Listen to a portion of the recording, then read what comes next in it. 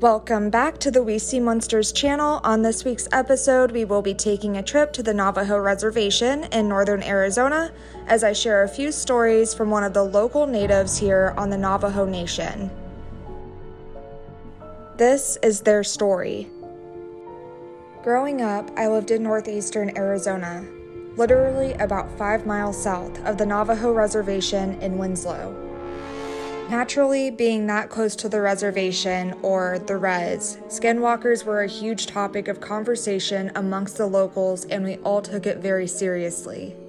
Stories of personal experiences abounded. I was no different. To start off my set of stories, I was about 9 or so. My family had gone camping in a little spot about 50 miles or so south of a town called Hart Canyon. We had been there all day, and I was extremely familiar with the area as we had camped there 20 or so times before. Anyway, I had some G.I. Joes that I had been playing with in the nearby creek. It was about 80 yards from our campsite. Might I add, there were not other campers there with us either. My mom had called me back to camp for dinner, so I left and ate. I played around camp for a while and realized that I'd forgotten my toys back at the creek. So I took a flashlight and headed back that way. I knew right where I had left them, so in no time, I found them and grabbed them up. As I was squatted down to grab them on the edge of the water, a sudden urgency that I'd never felt before ran down my spine. I remember feeling frozen with fear, like the little boy on E.T. when the alien comes out of the field for the first time and he's trying to scream for his family. I looked up and pointed my flashlight to the other side of the creek, and about 10 yards down the way, I saw something. At first I thought it was a deer, but it was standing up. So I thought it may be a bear, but it was too skinny and not enough poofy hair. It slunk behind a tree and peered out slightly at me. I was seriously too scared to move. I had just read a bit about Bigfoot for the first time, since it wasn't really popular in my area, and I thought for a long time that's what I saw. I finally had seen enough to gather my wits and scram as fast as I could back to camp. I told my parents, and they kind of dismissed it as my imagination.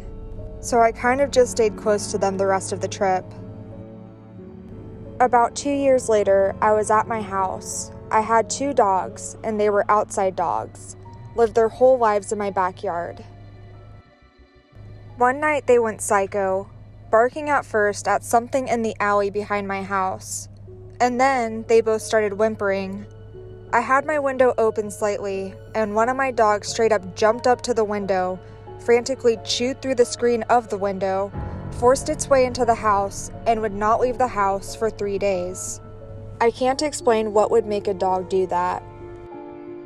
Another time when I was about 13, we used to play night games in the town. Mostly, there being nothing much else to do, we would walk around our neighborhood and act suspicious so the cops would come chase us around. We would run down alleyways and hop into random folks' backyards to hide. Now, it was completely common to see an intoxicated Navajo or Hopi in the alley, or the street. So it was no big deal to see one in the alley behind my house that night, as we, being 2 of my friends and myself, ran from a police car, hot on our tail. We saw him plain as day, standing in our way, and we ran around him and jumped into the nearest yard to hide. We waited for the cops to pass us and hopped back out. Literally about 3 minutes went by. We ran back the way we came, and as we got to the point where the native man had been, he was gone. Legit, in his place was a coyote sitting there watching us. We ran right past it, only feet from it. And anyone who knows coyotes knows they will bail out way before you get close to them. This bugger held his ground and calmly sat and watched us run past him. We all freaked out and stayed inside for a month. My last experience was when I was about 15 or 16.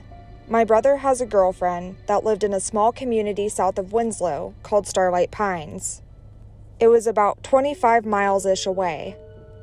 Well, we went out to go see her one day. and as we drove out, about 15 miles out, we saw a native guy standing on the side of the road, which was quite odd because the res was north of town, and it was rare to see anyone on foot south of town, because it's just desert and forest for literally 80 miles.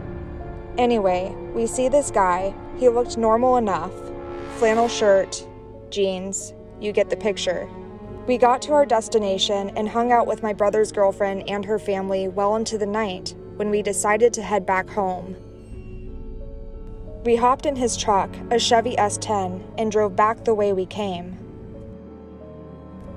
In the same spot, we saw the native dude. He was still there.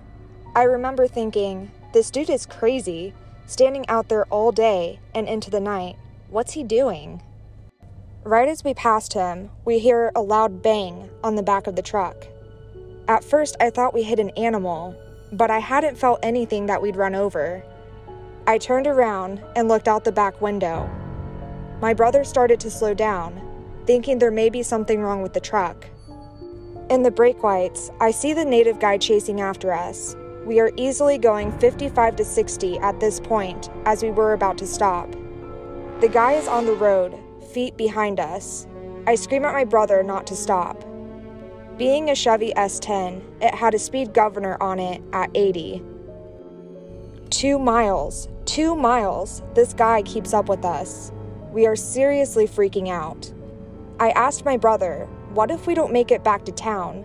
Or what about when we have to slow down once we get close? After those 2 miles that stretched forever, I looked back and he was gone. Nowhere to be found. At that point, I knew it was a Skinwalker. We got home, booked it into the house, and told our parents. The next morning, I get up to head somewhere, and I look at my brother's truck, thinking about the night before.